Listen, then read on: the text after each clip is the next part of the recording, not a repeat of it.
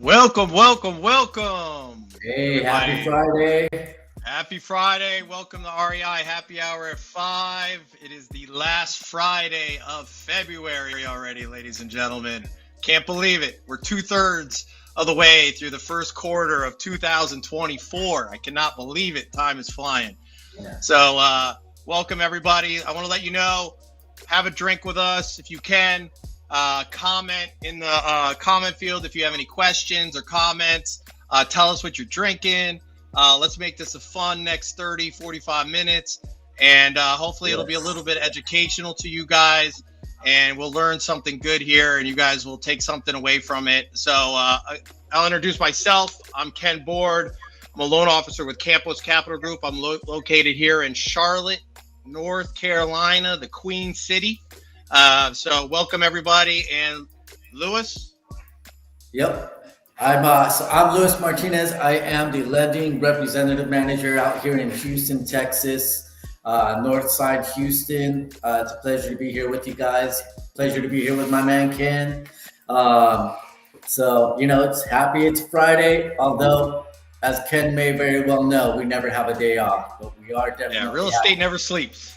Real Yeah, estate happy- never sleeps. happy to take a couple of hours, be happy, enjoy our drinks, and be able to be here and share some real estate information with you guys. So it's a pleasure to be here and go over a couple of topics regarding how to generate cash flow when interest rates are high.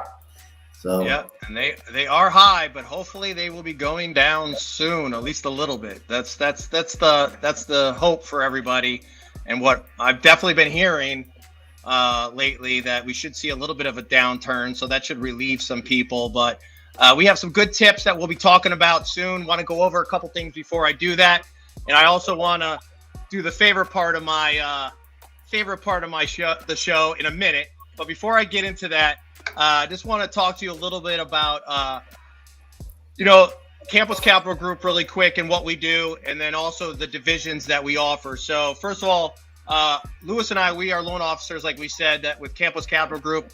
So for all your investor needs for funding and getting some capital, we are here for you. We do fix and flip loans, DSCR long-term loans, ground up construction. We do multi-units, single family. So any kind of property that is non-owner occupied, non-rural, we can help you with those needs and hopefully get you into that next property for your next investment. So that's Campos Capital Group in a nutshell. We also have, you've probably seen, if you follow us online, you've probably seen, we have Campos RE Properties, which is another division where you could go on, find them on Facebook. There's properties now, a few properties available in Maryland that are up on off-market properties. So definitely take a look at that if you're interested and you're in that area and want to invest in that area. So I definitely recommend you take a look. And last but not least, we have Lending Highway, which is another division.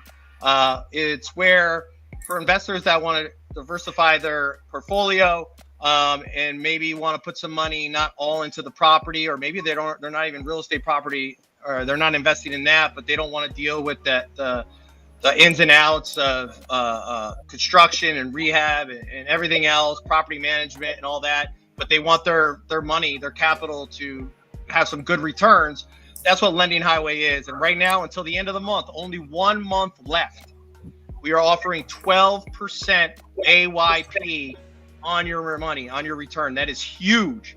Very huge. Yep. And And great thing about it is, hey, Ken, real quick, I just want to mention that's one great way to take advantage of these high interest rates. Get your money out there and work it that way. So you don't hear that too often. 100%. No, it's true though. Diversifying definitely helps you with those type of things. So definitely look into that. No managed fees. You're staying ahead of inflation. So it's a great opportunity. So you can find that on Facebook too. Facebook, we have a Lending Highway Facebook page. We have an REI Campos REI Properties Facebook page, and then obviously we have Campos Capital Group's Facebook page. So definitely follow on all of them, so you're in the loop on everything that we do. So hopefully some of that will be bring value to you, and maybe we could do business in other ways. So thank you so much. But let me get right to it. My favorite part of the day.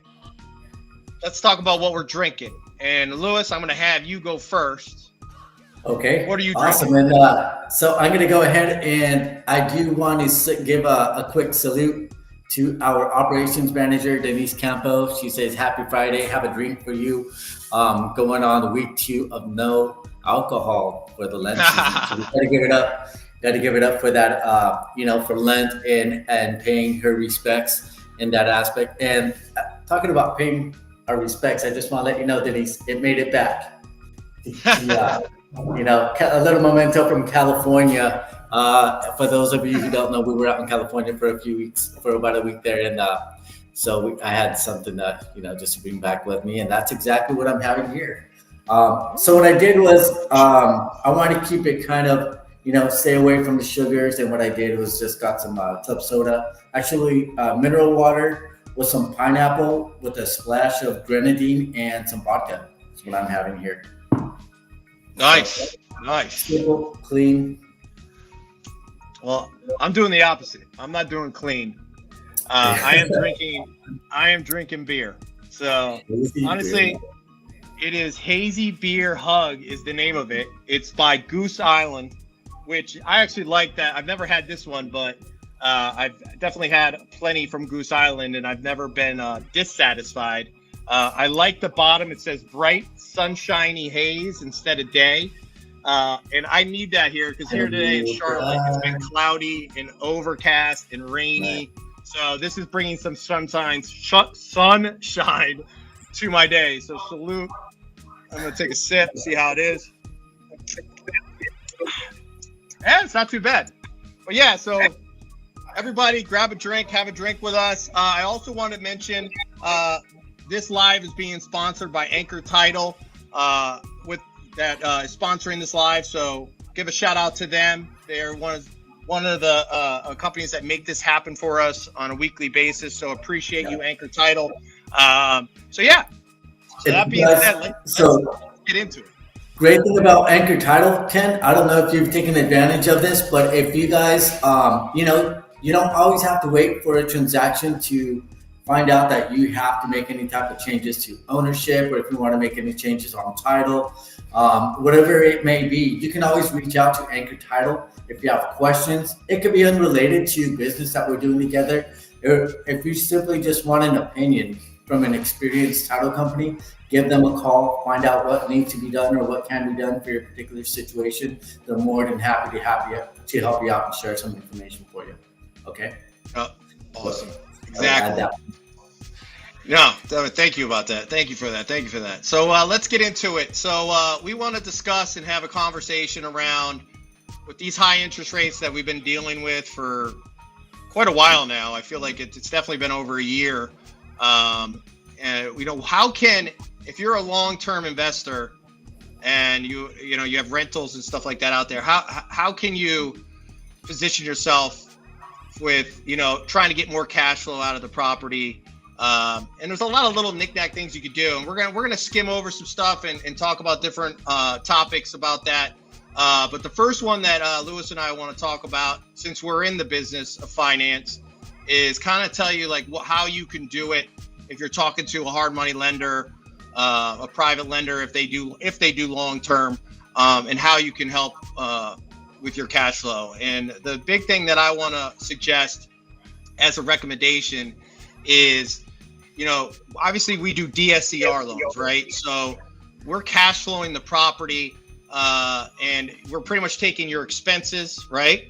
And then we're taking what your rent is going to be, and you have to cash flow a certain percentage for us to even do the loan. But that doesn't mean that's where you should stop, right? You should try to put as much money in your pocket as possible to help you with your cash flow and help you with that passive income. So the big thing, some of the things that we could do, I'll name one. Lewis, if you have something that you want to add, definitely do it. But the one thing that I'm recommending, and it's not always the best case scenario, but when you're doing a DSCR, look at interest only options. Especially if you're going to refi in the next few years, or right when those interest rates drop, you're going to want to really consider refinancing. an interest only option is not bad. It's going to put more money in your pocket monthly to help you with that monthly cash flow. So, I mean, there's a lot of different options. You could do 10-year. Obviously, the less amount of years you do, the better return you'll get on a monthly basis. But you could do 10-year, you could do 5-year, you could do 3-year. I can tell you right now, I'm usually recommending, because I'm a conservative person, I'm usually recommending 10-year first. Might look at a 5, but 10-year, it's still very conservative. The risk is very low, because most likely you're gonna refi in 10 years anyways. You could be more aggressive and look at the 3-year, but it might not be. What happens if rates don't drop, and then you're stuck in that, and then the terms and everything change, and your payments change after the 3 years. So I always look at a 10-year just to see if I could put a little bit more money in my client's pocket.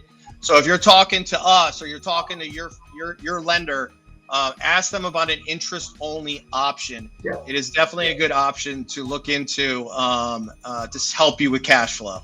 That's a great key point. And that's something that you would typically look at when you're considering what your goals are with the property.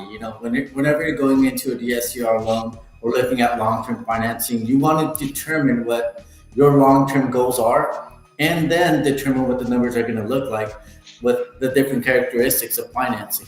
So looking at, how long of a term you're going to obtain on the property, how much cash flow you get. Once you look at the cash flow, you can determine how much you can increase that by using either an interest-only program, which would typically be we have 3 years, 5 years, I've seen 7 years, and I've 7 years, 10 years. Yep. And then there's different options. There's different financing options. So you can go interest only for 10 years and then go into a fixed rate, fully amortizing remainder of that 30-year fixed rate loan. And then you can look at adjustable rate mortgages as well, where it's going to be a low interest rate initially, interest only. Then it can adjust. So it'll be adjusting after whatever that initial time period is. And you could go a little bit deeper and look at the terms of prepayment penalties. So those can be 3 years, 5 years, de-escalating. You can go for a hard 5 if you're going to be holding on to this property and it's producing a good cash flow. So there's different ways of looking at those finance options and incorporate that into your goals essentially for that property. So that's what I typically look at. Whenever I have a new investor come in and they're asking, hey, what's going to be the best loan program? And I'm like, well, tell me what you're planning to do with the property. Let's take a look at some numbers and then we can make that determination. So if you guys want us to do that for you, you're welcome to email us, give us a call. I'm more than happy to do so. Yes, definitely. Those are all great suggestions, and they're not for everybody, right? And I'll give you one example. I had a client that I showed them the principal and interest, normal payment, right? And then I showed them a 10-year, and they didn't want to go. They were only interested in seeing what the 10-year. They didn't want to go less than that. But it only ended up being like $50 a month. It wasn't a huge difference. So they were like, no, you know what? I would rather pay down. I'd rather be contributing some to my principal. So I'm okay with the extra $50 a month. I'll stick to the principal and interest. So it's good to get more. Ask your lender, ask us for multiple scenarios, because then you can contrast and compare and contrast, right? You can look at it and really see if it's worth it. So definitely recommend it. Not everyone offers it. Like Lewis mentioned, like ARMs, adjustable type of stuff. Like ARMs are definitely out there. Not every lender offers them on hard money, so you have to do your research. We do. We have programs that do that too. So it just depends on who you're talking to and what company you're talking to, but they are out there. But just so you know, we do have programs for pretty much everything here at Campos Capital Group to look at. So that's the finance part of it. We want to get into some other good habits or things you can do or look into to kind of help with your cash flow. And the first one that I want to talk about, if you've been a long-term holder where you've stuck with long-term rentals. I've only had like 2 sips of this. I shouldn't be messing up my words yet. Like, it just isn't that high in alcohol content. But anyways, But anyway, so you might want to look into, and again, look into it because you're going to have to do research. Look into midterm. Midterm is a big thing right now. It's becoming more popular. If you're in the area around a college, if you're around a hospital, if you're around even military government facilities, a lot of those corporations and type of businesses, they have, like, for example, with hospitals, they have traveling nurses. They go usually 6 months, so that's a half a year. And usually, if you get a good relationship with a hospital or a corporation, guess what they're going to do? They're going to constantly come back and use you for their employees. So is there a tiny bit more risk? Yes, because you're the shorter term, right? You're worried about getting vacancy, not having no vacancy, and having to have money come out of your pocket. But if you're doing it right, they're going to come back, and it's the corporations that are paying for it. They have the money, right? So you don't have to worry about defaults and stuff like that. So it's secure in a lot of ways. But because they're shorter terms, we all know this, right? Whether you rented yourself or you're an investor, we all know the shorter the term, the more expensive the rent is. So it gives you the ability to charge more and help you with your cash flow. So, if you're in specific areas, again, it's not every area is good for this. So you have to look. But if you're in an area where there's a hospital near you, or you have colleges near you, or, like I said, even big corporations where you do your research, they have people that are traveling a lot. It's a good option to look into to help you with cash flow.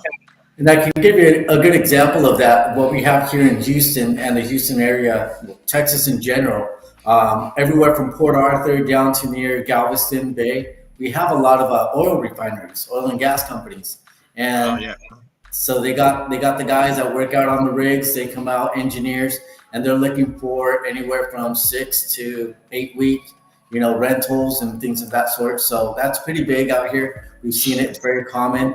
And one of the things I want to point out is that whenever you have high interest rates, they're typically accompanied by increases in cost of rent, right? When interest rates are up, not too much movement in the market, not too many home sales, and you'll typically see where rents will go up, and they kind of follow the interest rate. So you'll be able to make changes depending on when your lease agreements are up, and then you can then determine what type of changes you can make to adjust to the local housing market and move accordingly. So it's always good to keep up with what the local rental market's doing.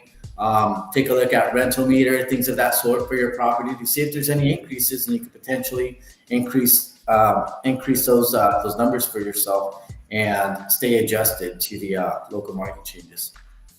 Yes. Very good points. Very good points. So, that's an option. A lot of people will recommend short term too. I think short term is a good option too. I'm not going to get into it too much, but there is more risk with short term, right? You might have cash flow, but if again, it's a location. If short term rentals are strong where you're at, I would definitely look into it. If it's a good vacation area, even businesses, if it's a good area like that too, where you could get that type of business, it's good. But it's a little bit more risky because you're talking even shorter term. You're talking about days, 3 days at a time, week at a time.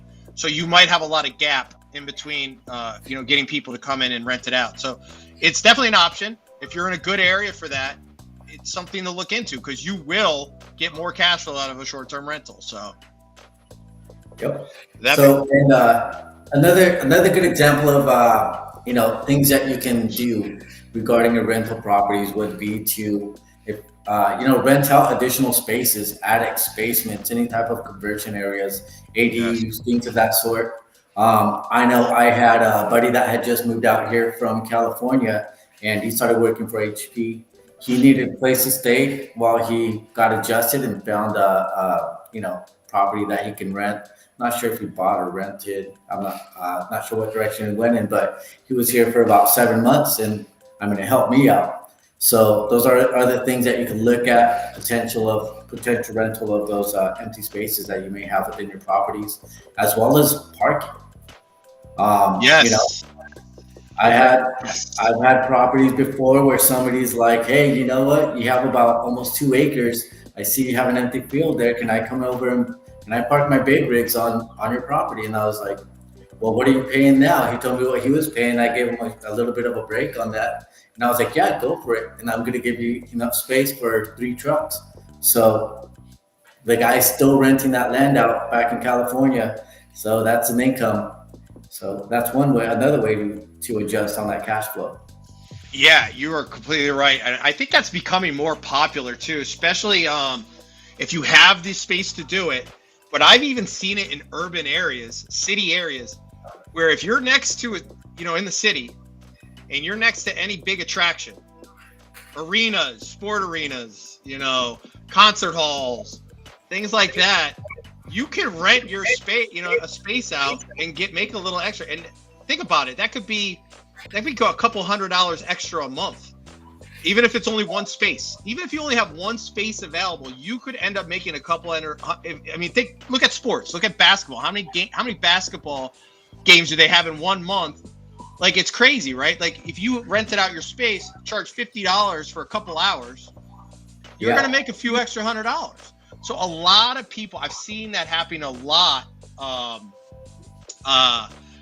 lately, especially here in Charlotte. I've heard about it a lot. I haven't done a lot of research on it, but if I'm correct, I think there's actually like specific apps and like, right, like your Airbnbs, right, like your VRBOs and all that different stuff. There's apps out there where you could register yourself and be on a database, and so people know that space is available. So I would look into it. It can help with your cash flow.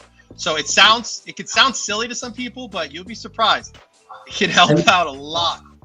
So, and it kind of, this next point kind of crosses over from not just like renting out on the short term, where you could associate yourself with certain businesses, corporations that need temporary lodging for their employees, but you can do that with your parking as well. When you can connect yourself and associate yourself with local restaurants, local businesses, like you mentioned, event venues for certain time periods or certain dates, you can connect with them and you can have that temporary income. Maybe for if you got a comedian or some type of band that's going to be coming in, some type of, amusement park or whatever it may be, go ahead and associate yourself with them. See if they might have the opportunity for you to rent out those spaces for those particular events. Yeah, and I love examples, so I always like talking about examples. So us being, my family and I being down here in Charlotte now since May, we've gone into this Charlotte a few times, and we've been stuck going in there when there's larger events. And there was one time I parked my car not knowing, went up to because now it's all electronic, right? They got the little thing. I went in and put my license plate, did my thing, and they were charging me. I put the time. It was like for 4. I think it was it was just 2 hours. They were charging me $85 for a couple hours. Yeah, because there was a big event. The cities know when there's large events, and that's what I'm saying. And guess what? The parking lot was full. Oh yeah. So people were paying that. It didn't turn them back. They paid it. So like I said, some people might think it's silly, but you have to think outside the box on ways to help yourself with cash flow. And if you're in an area where parking is a necessity, I would definitely look into it. It can't hurt. It's just going to bring a little bit more cash into your pockets every month. So I think it's a good thing to at least look into. I think the next thing. Oh, go ahead. Sorry. Oh, go ahead. I'm not. Let's see if we're on the at the same point on this list, but we're looking at self-managing your own properties. Yes. So I'll let you go first. You can tell your 2 cents. So, depending on what the circumstances are, if you're local to your rental properties and you can go by and pay them a visit, in these moments, if you're really looking to crunch some numbers and find those savings, you could self-manage these properties. If you can be effective as far as your time management, let's say you have 3 homes, same area, you can come in and cut those costs by coming in and doing the work yourself, whatever it may require. And I'm a big DIYer. For those of you who have ever seen the Home Depot commercials, do-it-yourselfer. I'm big on doing it myself. I've seen some shoddy work before, And I'm like, you know what, I can do this. I know I'm going to do it right. And then I look at how cost effective it can be for you. So, I mean, sometimes what you pay in material and in comparison to what you pay on labor is less than what the actual work will cost you. I've seen that across the board whenever it comes to flooring, things of that sort. So if you're a DIYer, if you want to learn something a little bit new, if it's something simple, you can go out and do it yourself. You can save yourself some cash by doing it yourself. Yep. And what I'll add to that is, especially if you only have a couple properties, you should be really considering it. Now, for the investors out there that have a huge portfolio, 20, whatever, tons of homes, obviously it'd probably be impossible for you to manage them all yourself and do it all yourself, right? But maybe you should cut back a little bit. If you have 20 properties, maybe do 5 by yourself, right? That could save you a lot of money. That's Absolutely. 5 properties that you're not spending on a property management company or contractors. And again, I understand not everyone's handy, not everyone's a handyman, not everyone's good with that type of stuff. These suggestions are not for everybody. They're just ideas.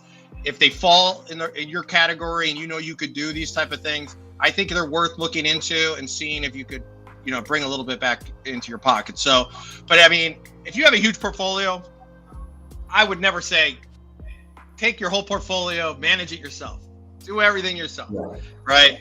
That might be a little bit, but maybe you should cut back a little bit. Maybe you should do a few yourself. Pick the closest ones to where you live, that are convenient to you, and keep those for yourself. So that could save you money and help you with cash flow. So Absolutely. that's my 2 cents on that. The other thing too, actually, I don't know if this is another. No, we'll get into that in a minute. But do you have anything else to say on the self-managing? No, I think we pretty much covered that one pretty well. Got it. The next one, which is very similar to, well, it's not similar, but you're looking at the same market, is looking at renting by the room, right? Yeah.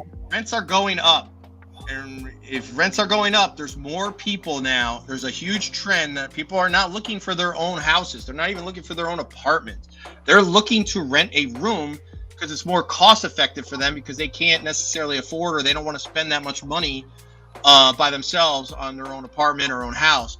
So renting by the room could be a huge opportunity, like, workforce housing, very similar to, midterm rentals. You're looking at the same market. You're looking at emergency services. You're looking at teachers, government, hospital, all that type of stuff. Same kind of market, but it's a good way for you to get more cash flow, because if you have 4 rooms and you're renting by the room, it's going to average out to be more than what you would rent it to one house, one household, to one family or one individual. So that's also a thing to look into. Super common around colleges and places of that sort. Even in the really condensed cities, you'll see investors renting by the room, and you can rent them for, depending on the amenities, if you got parking or whatever it may be. Sometimes, obviously, you're going to charge more if you have a room that has its own bathroom. I'll give you an example. I was collecting $850 a month, 7 months, for one room with the bathroom dedicated to that one individual. So, take a look at the numbers, look at your local market rents for that type of rental, and do the math on it, see if it makes sense. And, if it does, why not do it? It's a little bit more management. You got to be considerate of who you're going to be letting into the house, what type of individuals are going to be getting together there. If it makes sense, and to me, money makes sense. So if it's making money, it makes sense. So next, we're going to go into a little bit off topic, but still a very effective way to lower costs, depending on the circumstances, where you're located in the country. But cost-effective improvements, energy efficient improvements, something that's going to improve your cost.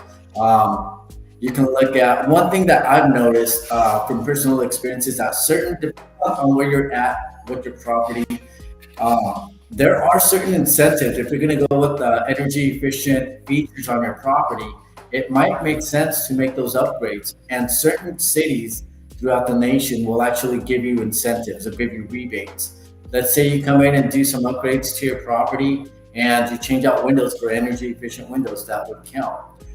Using sustainable materials and certain resources, those will count. It's important to look at your county and city incentives for those types of upgrades to your property if needed. Let's say you need to change some things in your property. Well, look at a way to potentially get rebates. Manufacturer rebates are a big thing. I mean, I get them when I buy my tires. I get it when I buy certain appliances. You'll see those rebates. I mean, that's money, and that's money that essentially you will fork out, but you will get back into your pocket after a few weeks. So that's one way of being cost effective. And obviously, appliances, energy efficient. You know, I don't know how many stars you got to see on there for it to be energy efficient. But also, like, you know, things to manage the water flow, to be a little bit more conservative. Obviously, I don't know, you know, if you guys have ever rented, but I've been in a rental place before. My younger years, when I was right out of high school, and I was just like, I'm just renting. I just pay a flat rate. Doesn't matter how much water, leave the water running. You know. Yeah. So way come back and like, oh no, I left it running. Whatever. So you know, your renters are not going to be as conscious about these types of things as you know you would want them to be. So there's certain measures that you can take to have those things in place and help you save a little bit of money there in respect to that. So how about Ken? You have anything to add to that? I mean, you I think you covered a lot of it, but yeah, I mean, there's reusable materials, appliances, like you mentioned. There's so much that you could do, and yes, up front, are you going to maybe spend a little bit more, but in the long run, it's going to save you a lot of money. So, if you're a forward future thinker, I think you would agree with a lot of this. You definitely want to look at that type of stuff to do it. And I know this, some of the two comments I'm going to make too, they're kind of associated with this, but when it comes to back to repairs, but also when it comes to energy efficiency, I don't know why I just thought of this, so I apologize. It's a little off subject, but when you're assigning your tenants, and this might be very obvious to a lot of experienced investors, but your lease contract, when it comes to anything like repairs, you should have a deductible. You should have an deductible. So, for example, if the faucet breaks, right, I can go to Home Depot right now and buy a faucet for less than $100, and then maybe it'll cost me, I don't know, for a plumber to come in and do it, I don't even know, like $100. Like, it's a quick fix. It's usually done within an hour. It's not going to be that expensive. So it's going to be less than $200. You should have a deductible. I don't know, $250, $500, where the small fixes in that place have to be repaired by the tenant. And if it's something where they don't fix it and they leave, you're going to take that money anyways from the deposit, right? So, I mean, some stuff has to be fixed. They're not going to be able to go without running water in their sink. So they're going to have to get that fixed. But look into doing that, because you're not going to be paying out of pocket every time little things go wrong in the thing. So, I mean, look into putting a deductible on your contract. That can save you a little bit of money too. And I think I've seen it before. So I know a lot of investors know about that already, that rent their properties. But for people that are getting into this, that are new, or maybe just never thought about it, you should definitely have something like that written in your contract to save you a little bit too. So definitely, looking at it. And the other thing I'm going to say, remember, this house, it's not your primary home. This house needs to be livable, right? It can't be dirty and nasty and everything else and things falling apart. But you don't have to go buy the nicest fridge that's available at Home Depot or Sears, or I don't even think Sears is around anymore. That shows my age. But you know what I mean? Like, so you don't have to don't go buy the most expensive. You have to make it livable. So that you don't do extra things in the property if you're going to hold it. And I think that's a big one too. And I've talked to, people that do the BRRRR method, and they rehab a house, but then they know they're going to hold it. Yes, you want the house to be up to date and everything, but if you're going to fix and flip it, strategy towards that house should be different than someone that's going to fix and hold. Because if you're going to fix and hold, you shouldn't be spending as much, because you just have to make it livable. You just need to make it good enough for someone to come in and rent it. if you're going to fix and flip it, obviously you have to be a little bit more, maybe spend a little bit more and look at nicer things, because you're actually selling that house and you have to compete with the houses in your market. So if someone comes and buys your house, so if you're going to hold it, you don't have to be aggressive to the point where you want to put everything so nice in your house, the best light fixtures, no, it has to be livable. So you could cut back with your expenses with the materials that you're buying in that aspect too. So always keep that in mind. Yep, nice, clean, livable, makes sense. Yes. So I'm gonna hit this next topic is gonna be invest in the less expensive place, right? So we've seen that. I've actually seen a lot of that from Californian investors. They're investing outside of California because California is so costly to invest in. So they go outside of California. They're still looking at a good return on their investment. So that's a great option. And that kind of brings me back around to Campos RE Properties. If you're looking to invest outside of your local areas, you can look at what we have on our website. I put that link there in the comments so that you can visit our Facebook page. Another way to invest is obviously going to be Lending Highway. I put that link in there for you guys too. Good way of looking at things, right? Invest out of state, go to less costly places where your money's just going to go further for you. I mean, that's how I landed in Houston. I was looking at California. I purchased back in 2021. I was looking at what we can afford in California, and we were looking at a 3-bedroom, 2-bath townhome or condo with the HOA for, I'll just throw a number out there. We're looking at something between 300 to 350,000, right? California, back in 2021. Small townhome, no backyard. We had a dog. I was like, no, not going to do that. And so we were looking on Zillow, and obviously when you're looking at Zillow, you start popping the numbers in, and it just starts popping up information, and we kept coming across these properties out here in Texas. So came out, my wife was looking at these properties. She's like, look at this house. It's been on the market for 180 days. It was on the market for about 355,000. We came out here, we bid low by about 25,000 on that. And we got the bid, and we got this property. We're sitting on about close to 4,000 square feet, right, for 335,000. So look outside of the state, associate yourself with those groups, go out and take a look. We came out just after the freeze, so we had some repairs done to the property just as we were moving in. So that's a great option. Invest outside of your state, build that capital, and then start looking locally for future plans to invest. And I'll move on. I'm gonna go ahead and jump into the next topic. And wait, before you do, I want to say one thing. I want to say one thing. When this is very important. This topic is huge for people that are in high tax real estate tax states. Okay, like there's a lot of states out there where the real estate tax is really high, and when it comes to holds, fix and flips might be great. It might be a great option for you in those states, but when it comes to holding a property for the long term, when your taxes and insurance is really high, you might want to look in other areas, because if you need financing, it's going to be harder to get financed. It's going to be less cash flow in your pocket, et cetera, et cetera. So always be open to looking in different areas. And I know it can be scary because you know your area, you know the people in your area, you have the contacts, and it might take some time, but find an area you like and then build contacts.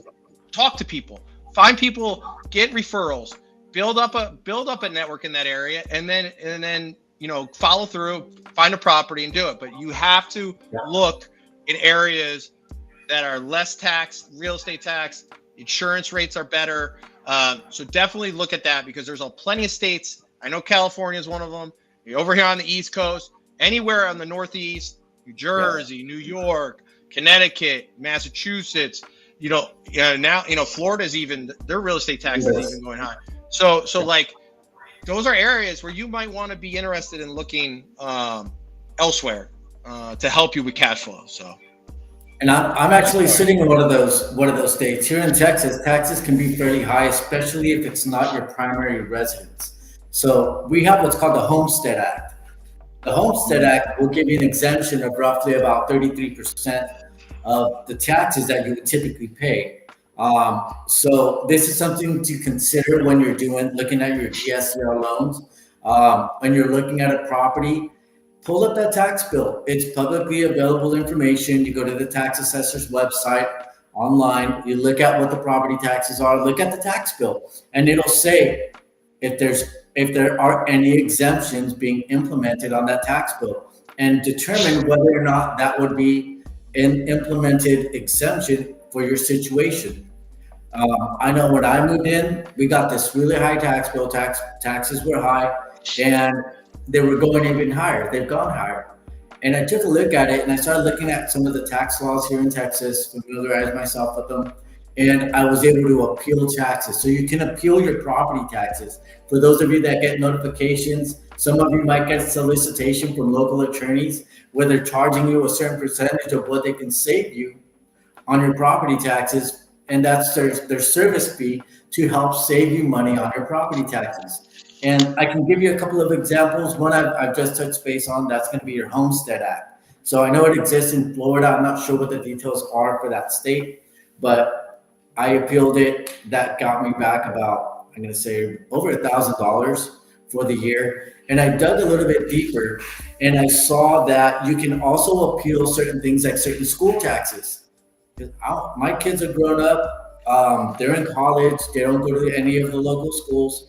So I was able to appeal that, and I got another almost $800,000 check in the mail within about 3 months. So that's something very important to look at. Look at what you're being charged for. The counties will charge you needlessly in hopes that you don't realize it. And they'll keep that money. They keep it. Some of them, yeah, they'll take a look, and you'll get some checks here and there. You'll see that they actually do their due diligence and they don't wrongfully tax you, but you don't want to leave it up to the county or the government to do that. You want to do your due diligence and look into that information yourself. Also, assessed values. Obviously, these tax rates are percentages based on your assessed value. So whatever the county determines your property value to be, that's what they're going to assess that percentage on. So take a look at the local market. It's so simple to actually pull some comps, some old comps, just like you do when you're looking at comps for a property, an investment property.